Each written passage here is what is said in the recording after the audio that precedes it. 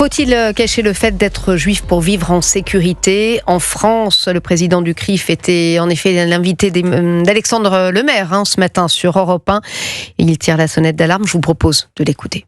Faut-il cacher le fait d'être juif pour pouvoir vivre sereinement dans notre pays ? C'est ça la difficulté du moment, et en particulier depuis le 7 octobre, parce que il y a eu une libération des discours de stigmatisation des juifs, mais aussi malheureusement des passages à l'acte.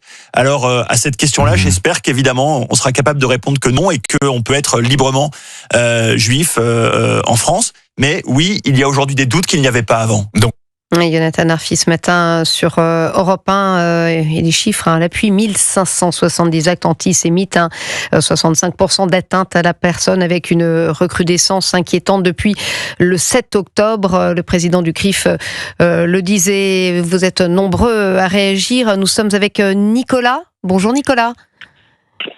Allô ? Oui, bonjour Nicolas. Oui, bonjour. Vous nous appelez de Montpellier, c'est bien ça ? Voilà, c'est ça. Soyez le bienvenu. Je voulais réagir à ce qui avait été dit.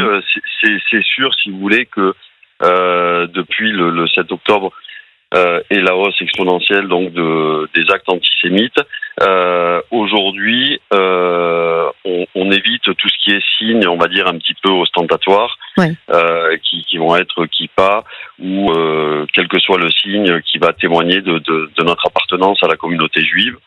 C'est vrai que le climat s'est sincèrement tendu. Vous évitez, vous-même, vous êtes Nicolas de confession juive ? Oui, complètement. Et ça veut dire que aujourd'hui vous n'osez plus porter d'étoile de David, de kippa, c'est ça ? Ah oui. Mais alors ça, c'est une manière évidente. Aujourd'hui, on sent une tension, pour ne pas dire, si vous voulez, une animosité. Vous avez peur ? Oui, bien sûr. Les Juifs de France, si vous voulez, ont peur aujourd'hui, et on se demande finalement, au-delà de ces signes ostentatoires, si on a véritablement un avenir possible en France. Et c'est ça, si vous voulez, qui est encore plus inquiétant, parce qu'on va dire que ces signes de visibilité, on pourrait se passer de les porter, mais aujourd'hui, ça pose une question fondamentale, à savoir, est-ce qu'on a véritablement un avenir en France ? Alors, vous-même, Nicolas, vous avez envisagé de partir, peut-être en Israël, de faire votre alia, ou c'est une question qui est quand même encore... Honnêtement, si vous voulez, à ce jour, c'est pas quelque chose qu'on a envisagé ou qu'on a réellement posé sur la table. Néanmoins, si vous voulez, on s'inquiète et on espère des jours meilleurs et un avenir meilleur, si vous voulez, pour notre communauté qui est véritablement en stress aujourd'hui. Vous avez des enfants, Nicolas ? Oui. Parce qu'on entendait Jonathan Arfi ce matin dire effectivement on s'inquiète, les Juifs s'inquiètent pour leurs enfants. C'est votre cas ? Oui, c'est plus.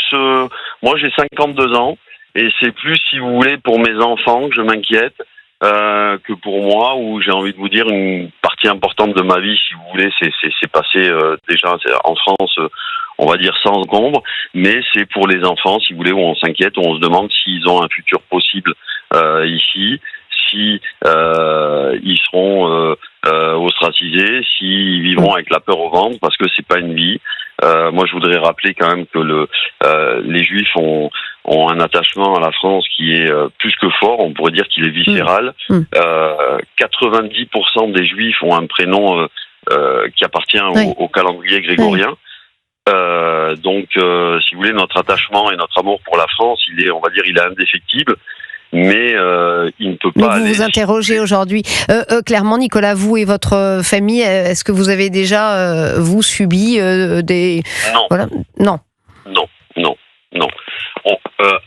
À ce jour, si vous voulez, on l'a pas subi. Néanmoins, ce qu'on voit, si vous voulez, c'est que en école publique, c'est très difficile, si vous voulez, de laisser des enfants juifs aujourd'hui, parce qu'il y a constamment cette résurgence de la question du conflit israélo-palestinien qui rejaillit sur des enfants, des fois, qui ont 8, 9, 10 ans. Oui. C'est vrai que les jeunes parlent énormément de ça et de la religion en général. Mais vous, vos enfants, Nicolas, ils sont dans une école publique ou vous avez fait le choix de les mettre dans une école judaïque ? Alors, si vous voulez, moi, ils ont fait tout leur primaire en école publique et aujourd'hui, ils sont en école juive. Pourquoi ? Parce que c'est une façon un petit peu de les protéger de cet environnement qui est clairement hostile aux juifs.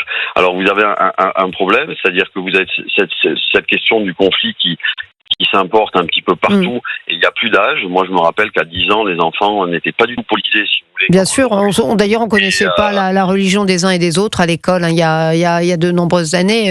C'était une question qui ne se posait pas. Non, complètement. Et aujourd'hui, si vous voulez, c'est plus un choix de mettre nos enfants en école juive. C'est plus possible de les scolariser, si vous voulez, en public. Ils sont clairement, si vous voulez, regardés d'une manière un petit peu bizarre, comme si qu'on était un petit peu les empêcheurs de tourner en rond. Mais ça, Nicolas, vous l'avez constaté au lendemain du 7 octobre ou vous l'avez déjà constaté avant ? Non, nous ne l'avions jamais constaté. Honnêtement, il faut reconnaître que le 7 octobre a généré un climat délétère. Et c'est vrai qu'il y avait pas cette identification systématique des enfants aux problèmes palestiniens, notamment des enfants qui sont issus un peu de l'immigration arabo-musulmane, qui aujourd'hui, si vous voulez, affichent une solidarité vis-à-vis de la Palestine qui peut être complètement légitime. Le problème, c'est que c'est pas neutre. C'est-à-dire, c'est pas on est pro quelque chose. Aujourd'hui, en étant pro, on est anti. Vous voyez, c'est ça bien sûr. Problème. D'ailleurs, c'est ce que disait Aurore Berger au moment de publier les chiffres et cette montée de l'antisémitisme, qui n'est pas nouvelle, mais qui s'est exacerbée. On met une cible dans le dos de chaque juif parce qu'on considère qu'il serait co-responsable de la situation à Gaza. Nicolas, vous pouvez rester avec nous. Je vous invite à rester avec nous. On sera aussi avec Charlie, qui lui est un grand-père et il vient aussi témoigner sur Europe 1. Nicolas, Charlie et vous avez envie de témoigner sans doute depuis chez vous sur Europe 1 concernant ce sujet important. N'hésitez surtout pas. Appelez-nous sur le standard d'Europe 1 01 80 20 39 21. Appel non surtaxé. Stéphanie Demuru et vous sur Europe 1. C'est jusqu'à 13h. Et un sujet beaucoup plus sérieux, évidemment. En attendant, faut-il cacher le fait d'être juif pour vivre en sécurité en France ? Ce matin, Jonathan Arfi, président du CRIF, était l'invité d'Alexandre Lemaire sur Europe 1. Il tirait la sonnette d'alarme sur le niveau grandissant de l'antisémitisme en France, et notamment depuis le 7 octobre. Nous avons Nicolas qui nous appelle de Montpellier, qui est en ligne avec nous, qui nous expliquait la peur qui était la sienne. Il a changé ses enfants d'école, qui sont passés du public dans une école juive, par crainte justement des représailles, ces violences qui se sont exacerbées depuis le 7 octobre. Et nous sommes aussi avec Charlie. Bonjour Charlie. Bonjour Stéphanie. Bonjour, vous nous appelez d'où ? Soyez le bienvenu Charlie. Je suis de la région parisienne. Oui. Comme vous l'avez dit tout à l'heure, je suis un grand-père, bientôt 82 ans, et qui accompagne ses petits-enfants tous les jours pendant les scolaires dans une école juive, et qui, alors je vais être dans la continuité de ce qui a été dit. Actuellement, il n'y a plus d'école, mais nos enfants, quand ils sont petits, vont parfois dans ce qu'on appelle un GAN, où il y a des activités pendant les vacances. Donc j'ai accompagné mon petit-fils de 9 ans ce matin à ce GAN, et il est monté dans la voiture avec une kippa sur la tête. Et je l'étais obligé de lui dire « Noam, mets ta casquette, on ne sait pas qui on va croiser en roulant à un feu rouge. » Et on en arrive à ce point-là. C'est d'une tristesse absolue ce que vous nous racontez. Absolument. Il faut qu'on se rende bien compte aujourd'hui qu'on est en France en 2025 et qu'on n'a plus le droit de mettre une kippa sur la tête par peur, parce que vous avez peur. Alors, à mon âge, je n'ai plus peur du tout. J'ai eu une vie merveilleuse, mais ce que j'ai peur, c'est déjà pour mes petits-enfants, mais ils sont protégés à l'école juive, mais quand ils vont sortir de l'école, j'ai un de mes petits-fils qui est en prépa, qui n'a pas de problème. Mais je me dis, quand ils vont sortir de l'école juive après le bac, ils vont se retrouver dans un milieu hostile. Que vont-ils faire ? Que vont-ils devenir ?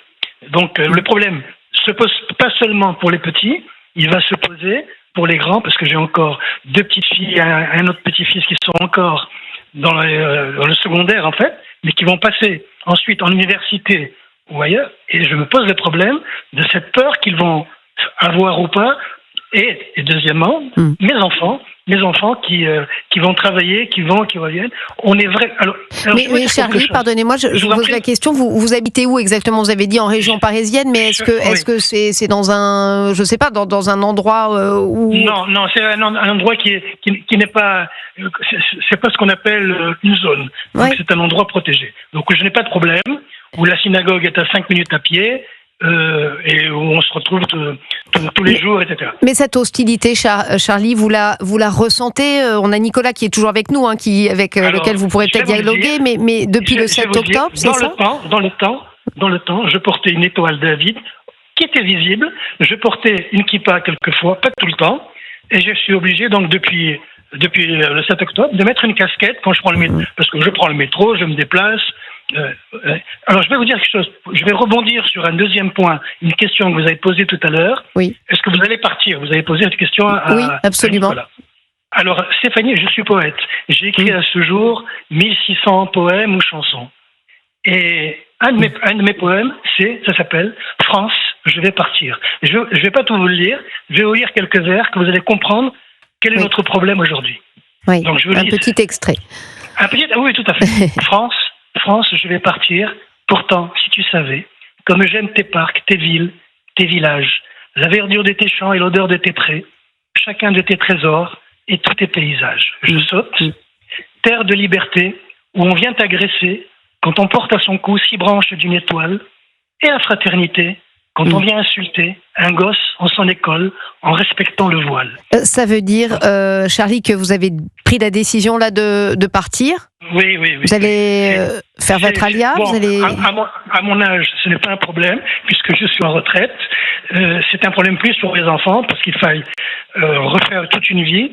Donc mes enfants ont les uns la cinquantaine, les autres 40, entre la quarantaine et la cinquantaine, et c'est très difficile de refaire une vie. Lorsqu'on ne parle pas couramment l'hébreu, qu'on n'a pas vécu toute sa vie en Israël, pour moi c'est facile. Donc, mais je me considère comme un pont en étant là-bas, en disant si ça se passe mal, je prends une grande maison en y allant. Mais Charlie, vous vous sentiriez plus en sécurité en Israël, où il y a quand même un conflit, que en France? Je peux vous dire que je vais souvent en Israël, j'ai plein d'amis en Israël. Les gens se sentent, malgré la guerre, etc., il y a une telle solidarité, un tel amour les uns des autres, que là-bas, tout le monde, ils sont tous en train de dire, mais qu'est-ce que vous faites encore en France? Venez, on vous attend. Et je peux vous dire c'est que quand même effectivement édifiant. Nicolas, vous êtes toujours avec nous? Oui. Nicolas, quand vous entendez Charlie nous dire qu'en fait il a plus peur en France qu'en Israël, alors que Israël est en ce moment en conflit et puis et victime de bombardements réguliers, ça vous évoque quoi? Vous partagez cet avis? Oui, je le comprends tout à fait, si vous voulez, parce que même s'il y a un conflit que tout le monde connaît aujourd'hui en Israël, ce conflit, il est plus ou moins sécuritaire. Il se passe aux frontières de l'État d'Israël.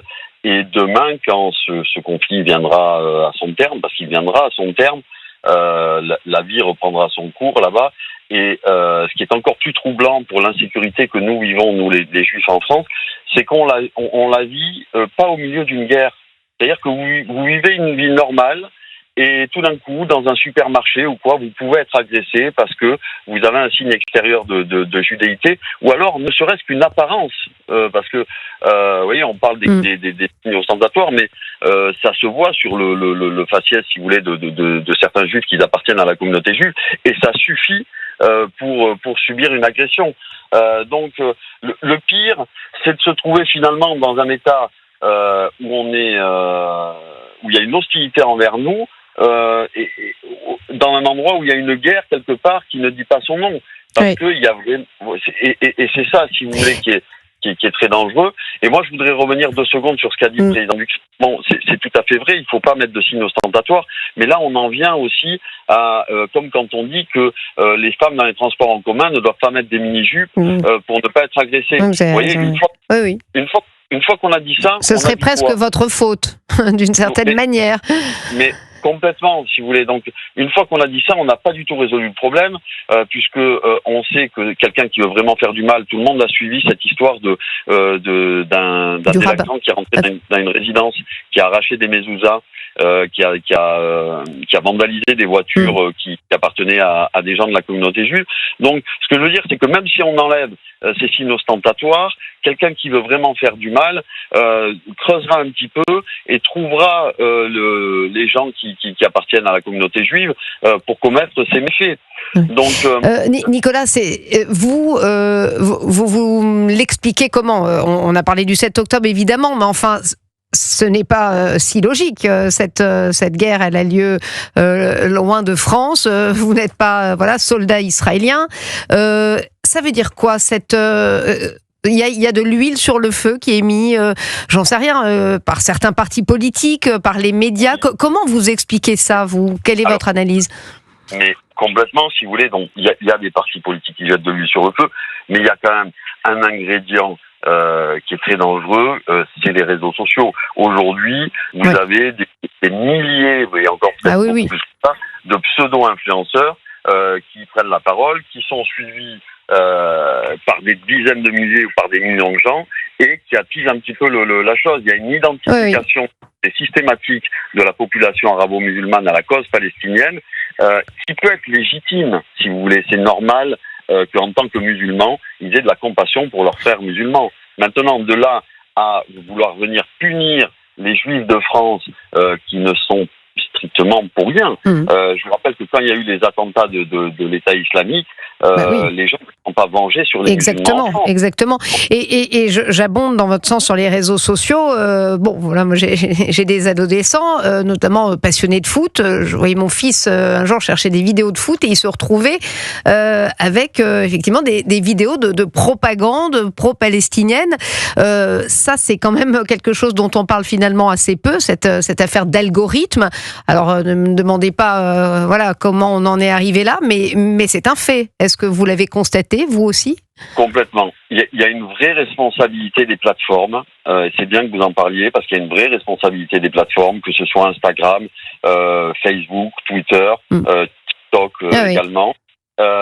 Si vous voulez, qui vont, à partir de ce que vous avez consulté ou ce avec quoi vous avez interagi, qui vont vous resoumettre ce type de publication, alors que vous soyez pour, contre ou neutre.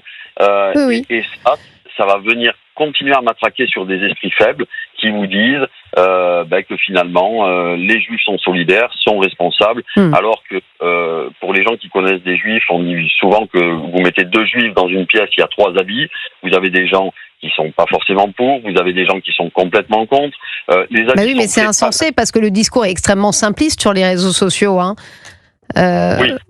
Donc quand vous avez Aurore Berger, on l'entendait, elle avait des mots assez fermes, mais bon, ces jeunes-là regardent pas forcément la télé, ils écoutent pas forcément Aurore Berger, ils écoutent ces réseaux sociaux-là. Complètement. Et les partis politiques, si vous voulez, comme la France Insoumise, ont donné une tribune et une espèce de légitimité à ce discours non seulement victimaire, mais incendiaire d'un autre côté. C'est-à-dire que, et je me répète, qu'on ait une compassion totale avec les Palestiniens, c'est tout à fait compréhensible. Mais de là à décider que ce sont les Juifs de France qui sont responsables du malheur des Palestiniens et qu'il faut se venger sur eux, comme ça se passe à l'heure actuelle avec l'explosion des actes antisémites, c'est complètement incendiaire, complètement irresponsable de la part de ces responsables politiques. Évidemment. Et on ne sait pas où ils veulent nous mener, si vous voulez, parce que quand vous regardez quelqu'un comme Émeric Caron, qui fait 97 ou 98% de ses posts sur Twitter sur la question palestinienne. On se demande Rima Hassan, on est, je pense, à 100%. Complètement. Merci en tout cas, merci Nicolas. On va dire merci également à Charlie.